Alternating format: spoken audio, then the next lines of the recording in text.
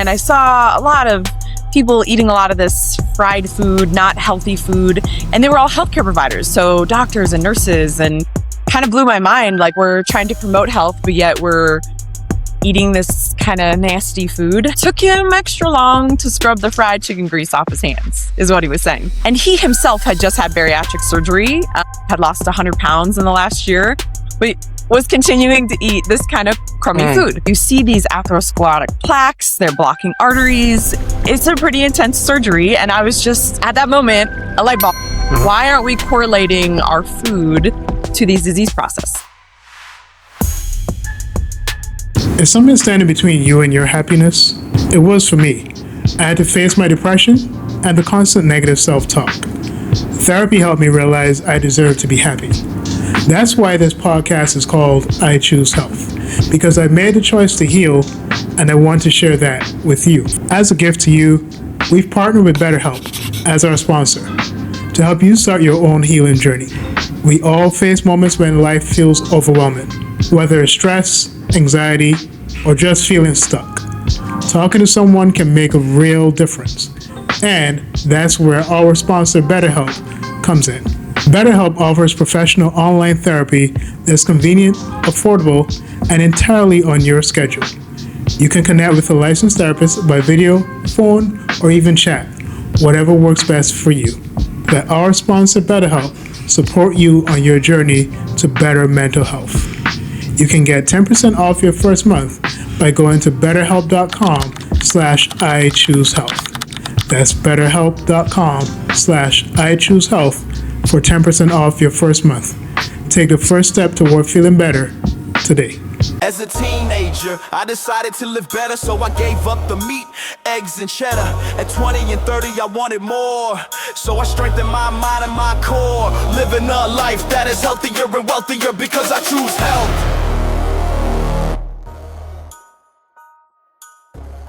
So imagine you're an ER nurse, you're in the operating room, the emergency rooms, and you're taking these things out of your patients, and you're seeing one thing that's consistent across the board, right? Which is lifestyle, diet, different types of lifestyle choices.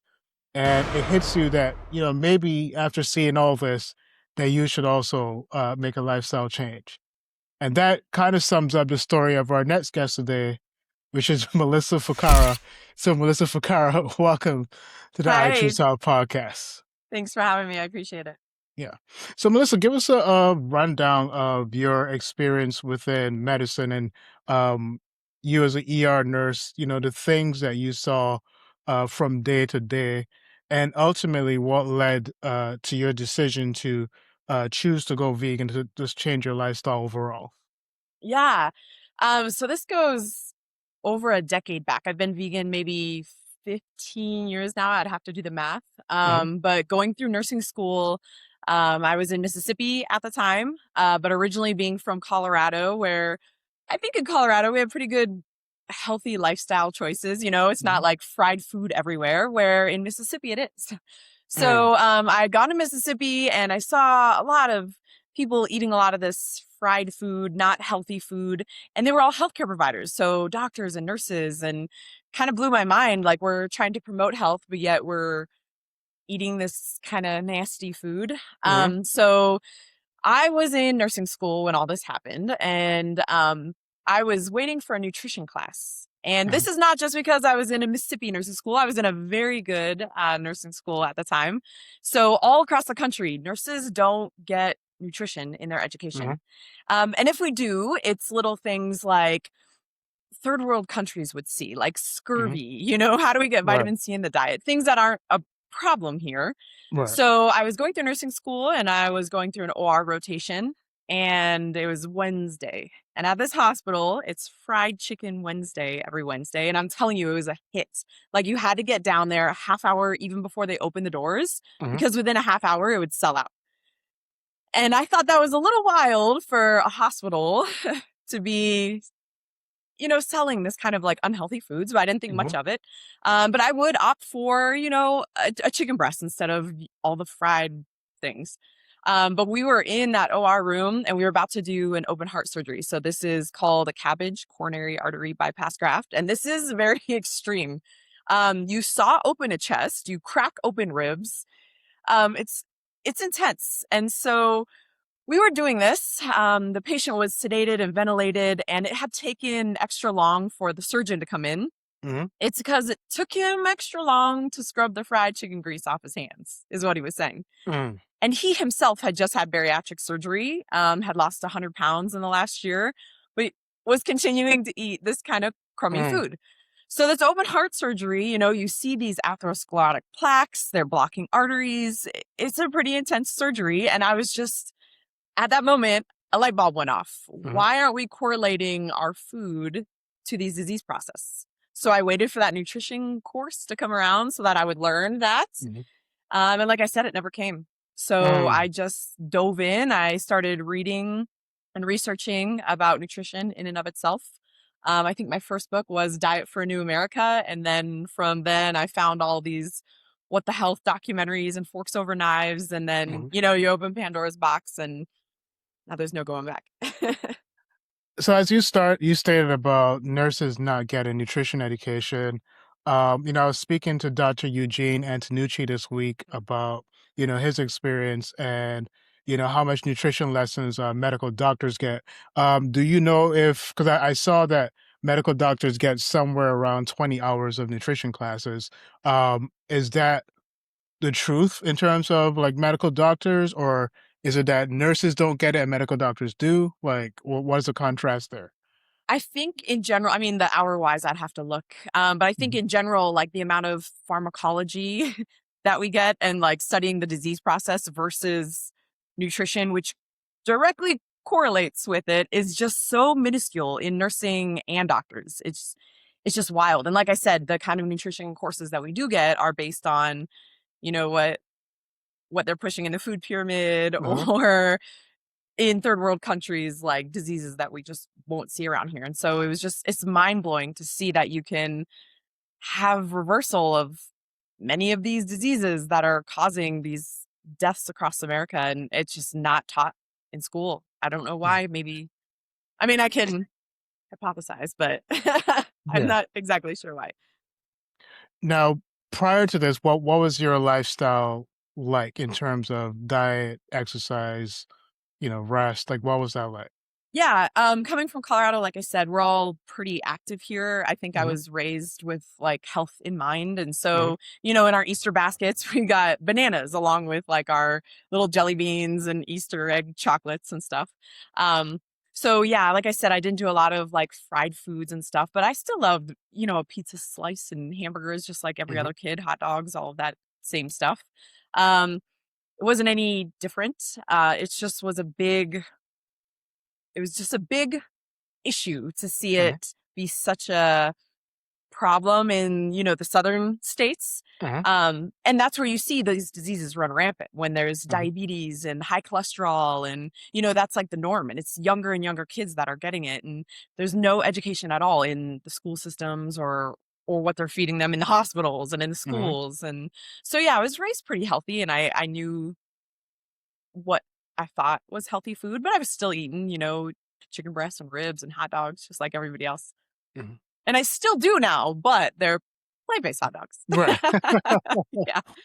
So which came first? Was it in terms of the competitions, right? The bodybuilding, the Strongwoman contest, like which came first? Was it that or was the vegan lifestyle change first? Like which came first? Vegan. So that's what got me into all this sports stuff. I was in the gym and I had gym bros making fun of me for being vegan. And, you know, how are you going to build muscle? How are you going to be able to lift heavy weights? And I was sitting there thinking like, I'll show you.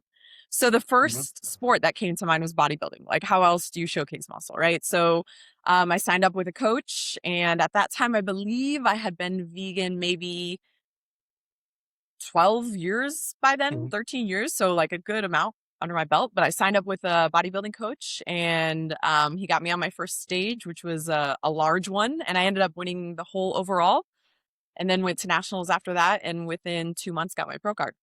I do have to say, I went back to the gym like what's up? I'm vegan and I got my pro card in bodybuilding. This is Uh-huh. like unheard of to do that so quickly. And I blame it on the vegan diet because it helped me with the recovery and the building. And Uh-huh. we can go into that later. But these guys were like, okay, so you may look strong, but are you strong?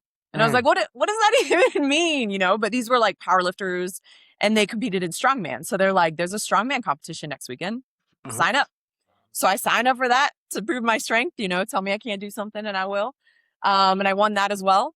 And then that year went to nationals, got third. The next year went back to nationals, placed first overall in the nation and got my pro card, and it's history from there. Yeah. To an extent, right? You want to sometimes, because I've been vegan as well now for 19 years, right? And Nice. yeah, and you want to get annoyed by some of the things that people say, right? Like things like, in your case, where they were like, okay, you look strong, but are you strong, right? Mhm. Or how are you going to build this muscle, without having, meat proteins? And Mhm. for me, I always thought it was a bit absurd that people would think to use something that is dead as a way to, build muscle, right? Like how, I've never thought of that. right? Yeah, it is. It is.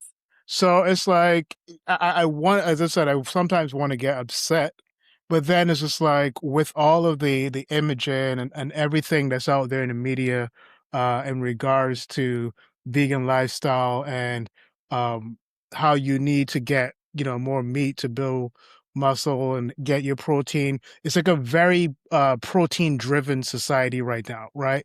Instead of this is how you have to eat to feel better, right? And even me being vegan, when I eat foods that are not processed, right, like my blueberries, my strawberries, my, oranges, whatever, my body feels significantly better. I feel in a much better mental state versus when I'm, eating something that's processed. So I don't know how you deal with it now in terms of uh a lot of the rhetoric right now in terms of friends, family who are probably still saying this years later. Like you're starting to see that there's like this disingenuous, almost disingenuous behavior from people where everyone from athletes to celebrities to whoever is showing that, hey, I can live a pretty healthy plant-based lifestyle and not just live pretty healthy, but thrive and excel. Right. So how do you deal with the consistent, I would say, annoying rhetoric, in spite of all the evidence? Yeah. I think I've kind of given up on some of this, as Mhm. far as like shooting back. So if you're in the gym and you want to come up and you have an, a genuine question and interest in it, but Mhm. some of those like little keyboard warriors behind the screen that Mhm. just want to get a rise out of you, I've kind of backed off and I'm trying to more live by example. So if I can get on that Arnold stage and win, Mhm. if I can hold my own at Worlds, if I can maybe get an Olympia title, how many millions and I mean, that's just tons of people that will see it. I Mhm. don't know how many are actually watching that, thousands. But Right. I want to live the example and prove it that way, because my actions are going to speak louder than my words would.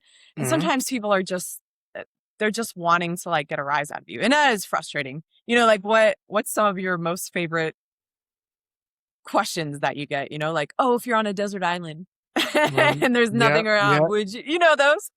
Yeah. Oh, yeah. Yeah. I get those all the time, and I have people at work that are like, okay, so if you're eating this particular food or you want to eat this particular food, but like, I guess some of the dumbest questions, right? Yeah. And it's they purposely ask these dumb questions, Mm. but it's like what if like a chicken's talon happens to like touch a piece of the food? Is it still vegan, right? Yeah, And yeah. Like I'm these oh, it's ridiculous. Hypothetical. If you were on Mars yeah. and the world ended, I can't. It is annoying, that part of it. Yeah. So I mean, is that, I know you just spoke about Olympia, Miss Olympia. Is that something that is in your like view of like, are you working towards that currently? Maybe. Oh, okay. Maybe. We'll see. We'll see. So, there's a whole process of getting even invited to the Olympia. You Mhm. have to get uh many first placers on the pro stages. So we're going to see Yeah. what the judges have to say this year. And I mean, it's the overall goal. That would be Mhm. incredible, right? So we have our first vegan going on the Olympic stage tour, Yep. and he's a badass. But Yep. I always message him, "I'm coming for you." So it'd be cool to have Yeah. two of us out there. I'm not going against him. I'll be the Yeah. female vegan. He could be the male vegan. But yeah, it's an incredible feat, and it's amazing that he's done that. He looks great, and I'm excited to see Mhm. the package he brings on stage. Yeah, I'm proud of him, and, Hmm. he's, one of the a friend of the podcast as well. I've had him on before. I'm trying to get him back on maybe just prior before he competes. Actually, when is that competition? Because I need to time, contacting Tori. I need to I You could. if you know anything, I'm not putting Tori under the bus, but it's, you definitely need to plan out ahead of time if you need to get Tori on the podcast. Yeah, Let's yeah, just yeah. You put have all summer to get a hold of him. Olympia is after that. So okay, yeah. cool, But I'm sure cool. he's a busy man. I mean, he's always doing a ton. And then especially like when you're in the thick of it in prep. Mhm, That's where I am right now. I have like such a prep face right now. And I mean, I mhm, have crazy makeup on right now because I have a photo shoot after this. But there's just a whole lot of stuff going on, and to have to like get yourself mhm. on schedule with like your eating and your training and your mobility. And then, we're still trying to have fun in life and still trying to fit in things that we want to do. It's like a whole, you got to just play your cards right and stack them Right. right so that the whole house doesn't collapse because it gets precarious towards the end. I'm 2 weeks out on stepping on stage. So Oh, wow. still doing good energy wise. Yeah, yeah, yeah. I've got enough brain power, glycogen for my brain to talk to Right. you. But in another week, ask me what my name is and I might not be able to tell you. I was thinking about the fact that with your experience being an ER nurse and the impact that that had on you with that particular doctor, I'm curious about, the impact that it had on him in terms of any lifestyle changes that he made, if he did make any. So I don't know if you're able to provide any information on what his subsequent action was following that procedure. Yeah, there's a lot of docs that I go to, or they see me competing Mhm. and living healthy in this lifestyle. Um, Unfortunately, I've found the older ones are so close-minded to it. It's just they only know one way. They don't want to get out of their comfort zone. They only know eating steak and drinking milk, and Mhm. I'm as much as I say you can have alternative milks and they Mhm. won't increase cancer and you can have Yep. steak that doesn't have TMAO and they just don't want to hear it. They'll have these high cholesterol numbers and still take their statins. I'm Mhm. finding that it's the younger generation of doctors that are coming around that are Mhm. still like pliable, or maybe they've been around these documentaries. Like, what do you think? The chicken or the egg? Pardon the Mhm. pun. Like, which do you think is coming first? Like, people are just starting to be more open-minded, or is it like all these documentaries and all this research that's coming out that's helping make them open-minded? What do you think? Yeah, I definitely think that's a big part of it. I think Mm, that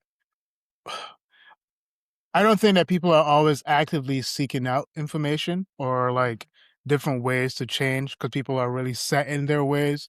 I think what happens is that when they start seeing like their favorite celebrity mm. is starting to now adopt a different type of lifestyle, right? Like, and we've talked about it before on this podcast. Some of the celebrities that are like the fake vegans. Like I love RZA. I've been trying to get RZA on the show. I've been trying to get even Pamela Anderson on the show. So Mhm. there's a couple people that we've been in talks with. But those are people who seem dedicated to not just a vegan lifestyle, but just like a simple and wholesome lifestyle overall. Yeah. And that's, and the closer you can get back to just really just living simply, right? Plants Mm. and getting out in nature and getting that sunshine.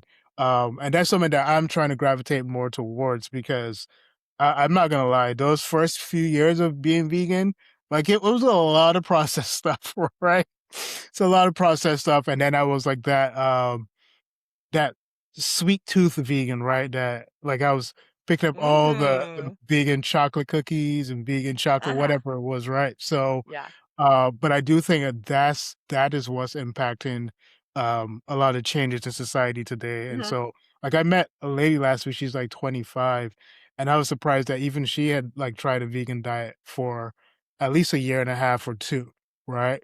Mhm. So I'm starting to see that there is a change, and I think Yeah.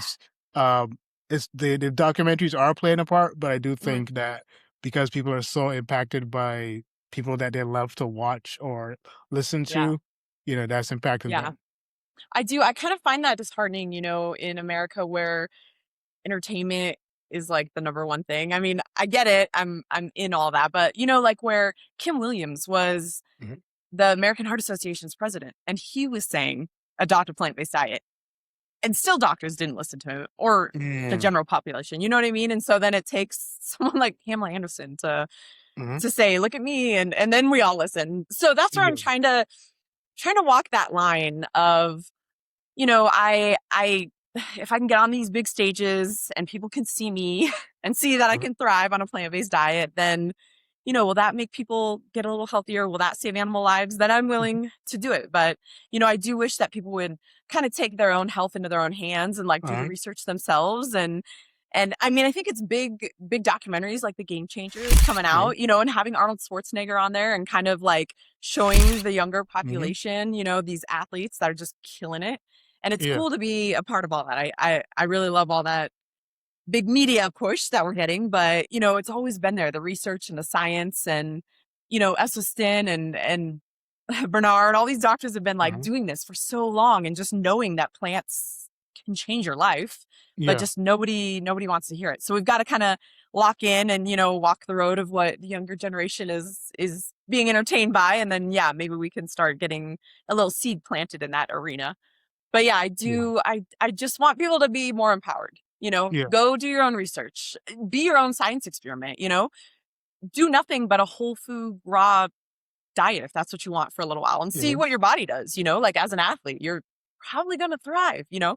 It's pretty cool, not just the processed foods. But I am glad that we have that. So when Mhm. people are transitioning like us, we still have the sweet tooth itches if we want to do them, and they come out just as good as all the rest. You wouldn't Yeah. even know that it's vegan. So I'm glad that that exists. But yeah, it's easy to kind of get down that unhealthy junk food hole Mhm. because half of Coca-Colas and Swedish fish are all vegan, but Mhm. it's not going to make you feel very good. And then people are like, I don't know why it didn't work. That vegan diet just wasn't good for me. Mm. You're eating French fries every day Yeah. for all your meals. That's why. One of the other friends of the podcast and Julia Philippa, she's actually a private nutritionist, and she's also the nutritionist for two NBA stars that she has on. She most of them, I know one of them for sure is on 80% of a plant-based diet, right? And so a lot of athletes start realizing like, oh shoot, like I Mhm. recover even quicker on a plant-based diet, right? And I remember there was even a period of time where even Carmelo Anthony, I remember he was on a plant-based diet for a short period of time, and it was one of his best like periods of scoring where like he had like the 62-point game that he had in the Garden was, you know, pretty much fueled by plant-based eating, a plant-based lifestyle. Mhm. And I've always found that, I've recovered pretty well for myself, especially I would do like my on Sundays, I usually do like a 10 or 15-mile run, right? And my body Nice. feels, pretty good right after. And I remember when I hit 30, just being concerned with, okay, how's my body going to recover, after these long runs? But no, I was pretty good. And so, I am glad that there's enough information out there. Mhm.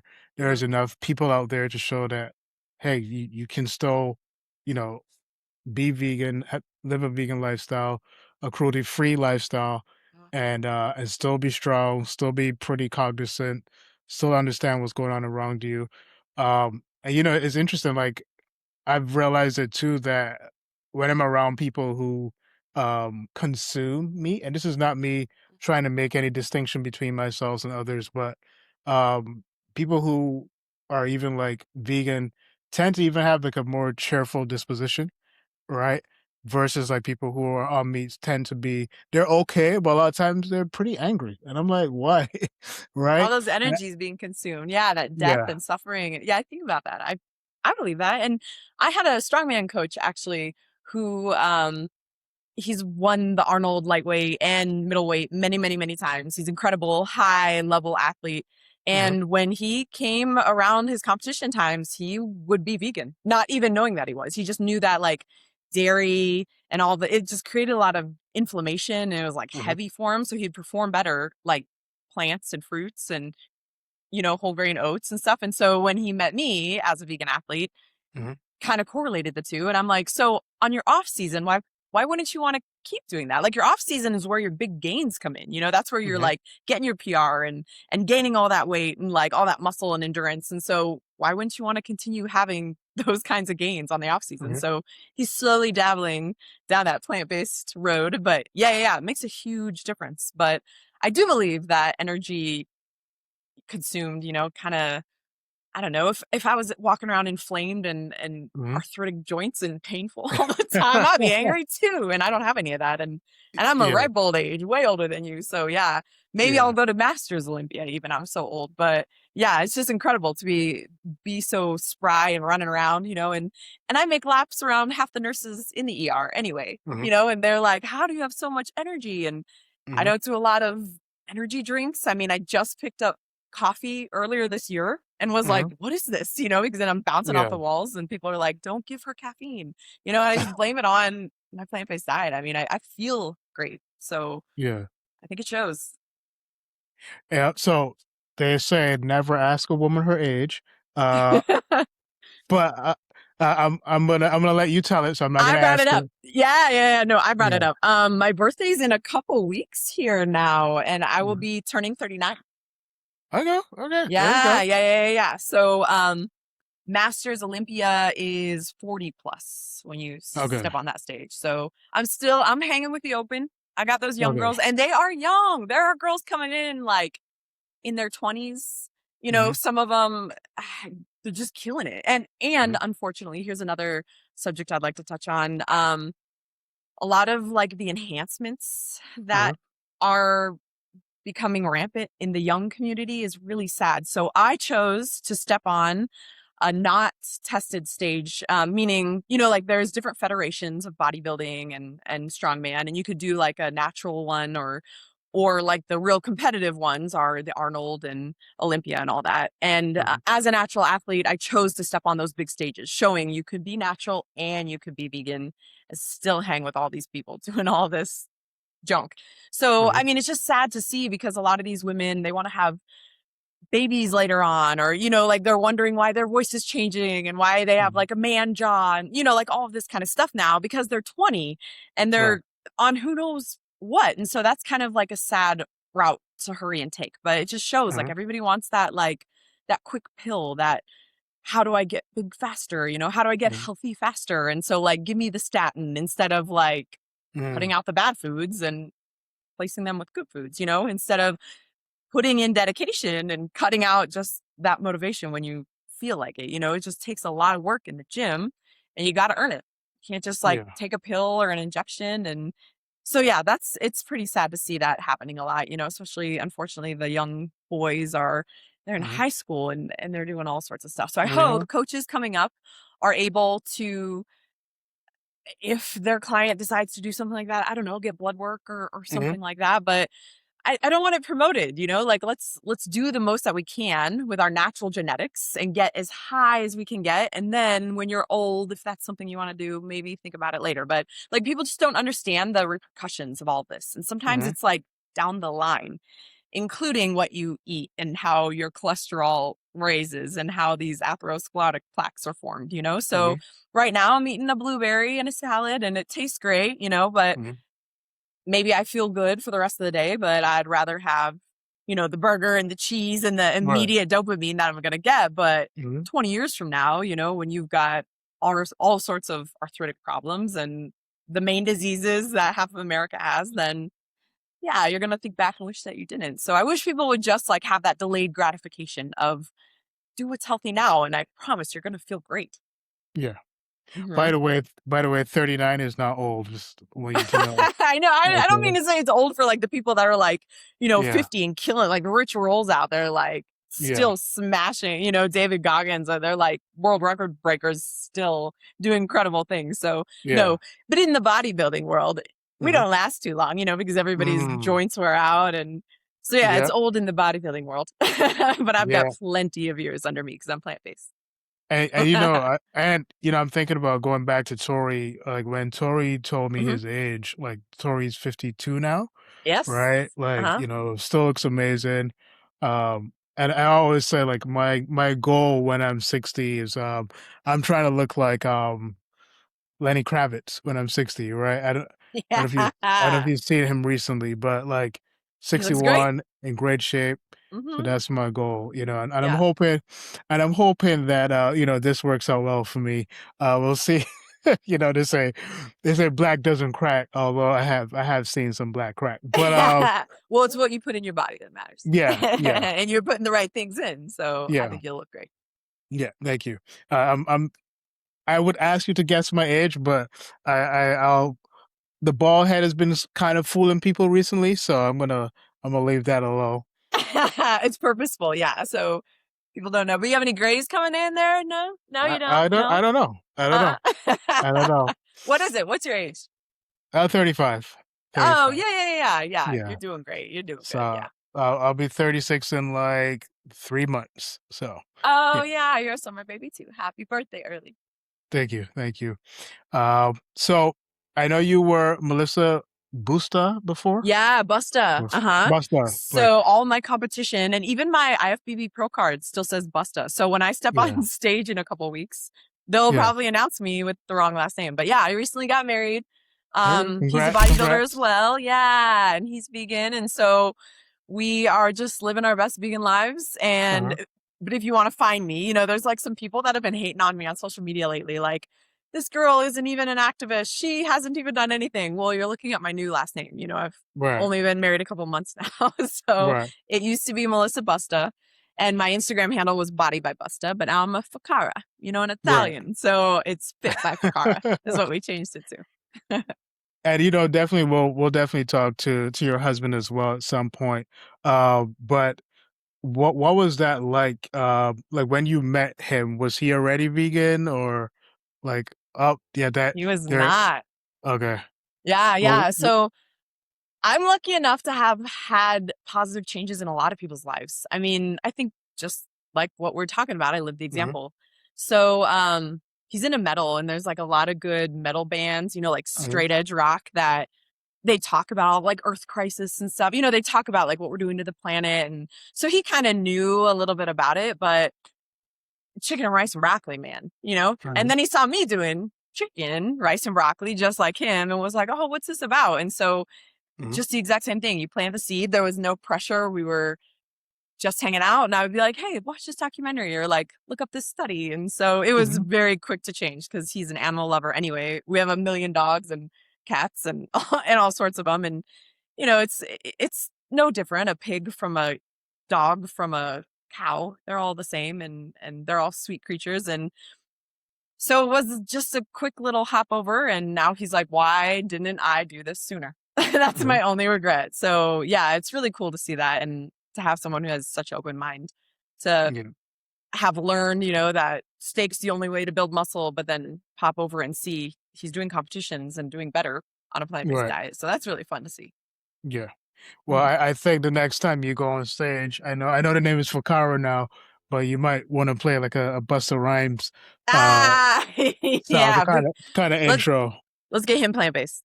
Bust a bust. Yeah.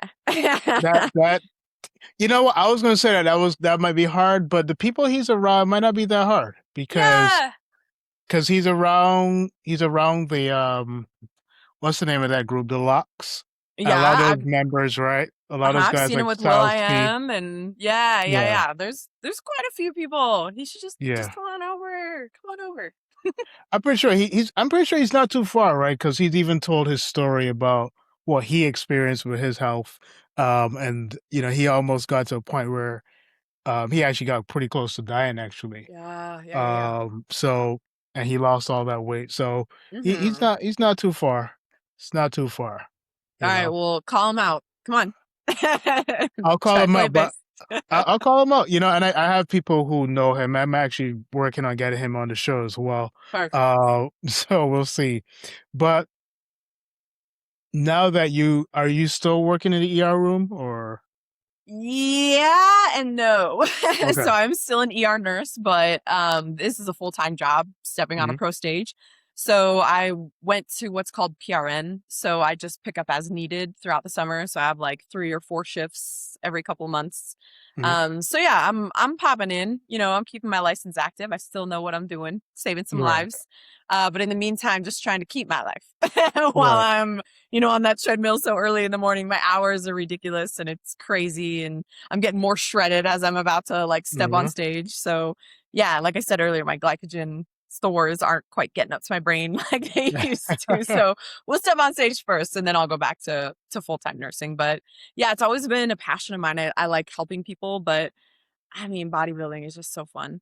Hmm. Strongman is so fun. It's cool being strong. And, when you've got all these paramedics bringing in a 300-pound patient and they're all calling out for you to come help move the patient because you're the Hmm. strongest one in there, then yeah, it's a lot of fun. It's a lot of Yeah. fun that way. But yeah, hopefully they come out and cheer me on. And they've been watching this while I'm doing it vegan. And a lot Hmm. of people have been questioning or like tasting some of the foods that I'm bringing in and hopefully planting some seeds there too. It's cool to see.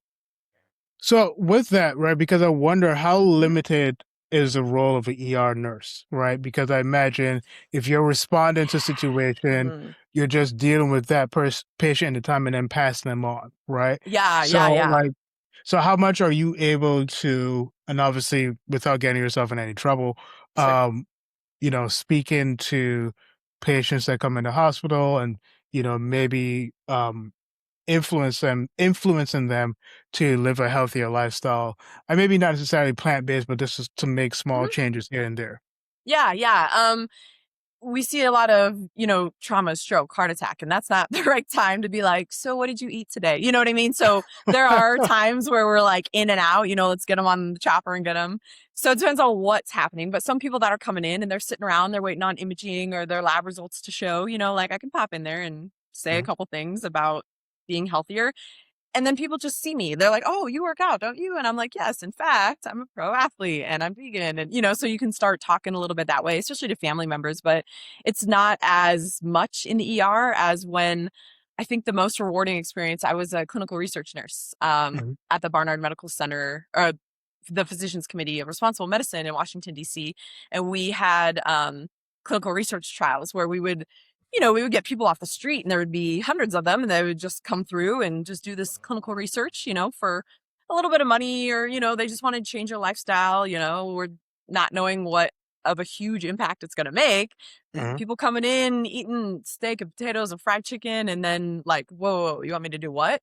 And then mhm, 16 weeks later, we're only doing a study on cholesterol or diabetes, mhm, but they've also noticed, their irregular periods are starting to come back or their hormones are getting better. They're not having hot flashes and the estrogen problems that they were having. The rheumatoid arthritis is going away. Their acne's clearing up. Like they poop multiple times a day or at least mhm, once a day, which I didn't know America had this problem.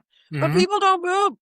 Anyway, it's a whole big thing. And so it's really fun. And that was rewarding to bring people in and have them see all these big changes. So I do Yeah, miss that part of it, the clinical research side. But yeah, in the ER, I'm always trying to plant that seed, you know? yeah, yeah. The only people pooping in America right now are vegans and runners. Yeah. All your little goopy gels. Yeah, yeah. I don't know what it is with runners and poop stories because people are like they're like yeah poop stories of runners and I'm like yeah I'm a runner I don't go around telling poop stories but okay you know It's fun. yeah. But yes, but that's a pretty interesting perspective because, even myself, I haven't been somebody that was really around ER rooms like that. Mhm. But, you know, I remember one time I was in there, this was years ago, and I think I was eating like two, maybe three times a day at most. And this particular lady, she's a nurse and she's telling me that I need to eat like 6 times a day. Right. And I'm like, I don't think I need to eat 6 times a day. And, and I'm thinking to myself, and I probably didn't know it then, that like, you've had really no training in nutrition and you're telling me now that I need to eat 6 times a day, right? So it's just interesting to me how when everybody says that, when you tell them that you're a vegan, like these people automatically become doctors and nutrition experts, right? And I'm like, how is it that you can now give this opinion of saying, well, you shouldn't eat that, you should eat this way, when you don't have the scientific data or work to even say that, right? And Yeah. the science is consistently showing that, you know, the more plant-based you eat, the better it is for your body. You know, like as a personal trainer for the last 6 years, all of my clients who have seen consistent results have always eaten way more, you know, fruits and veggies, you know, in the process of attaining that. Because the more processed foods you're eating, the harder it is for your body to break these foods down properly, and for it to go into the whole recovery and healing process and transformation process. And I know you're doing this work as a bodybuilder and strong woman. Are you also working with clients as well, training them? I know you said that this is like a full-time job, the competing, but like, are you Yeah. also working with clients? I know Tori trains clients as well. So Yeah. Yeah. He was almost my coach, actually. yeah. But ended up not being. I was thinking about getting my personal training, but right now I do not have any certifications, and Mhm. I feel like if someone came to me as a client, they would have to be very serious. I don't like excuses in Mhm. any aspect of your life. You know, like you do it or you don't. That's just it. So I would think I'd be a really hard coach. I don't know. I don't know. Would people want that? Maybe they would, but So what I'd be I've mean. found, yeah, what I've found, because I've worked with a lot of CEOs, celebrities over the Mhm. years, what I've found with that class of individuals is that they like to be pushed, and they Mm. hate being coddled. So Good. like yeah, so you may have noticed that the video did end abruptly, and that is because we did have technical difficulties that led us not being able to grab the rest of the video. Luckily, Melissa and I will be speaking later on this year, along with her husband, who is also a bodybuilder, and we will continue the discussion there. And for my audience, this is Stefan, just reminding you that choosing health is about choosing power, possibility, and purpose.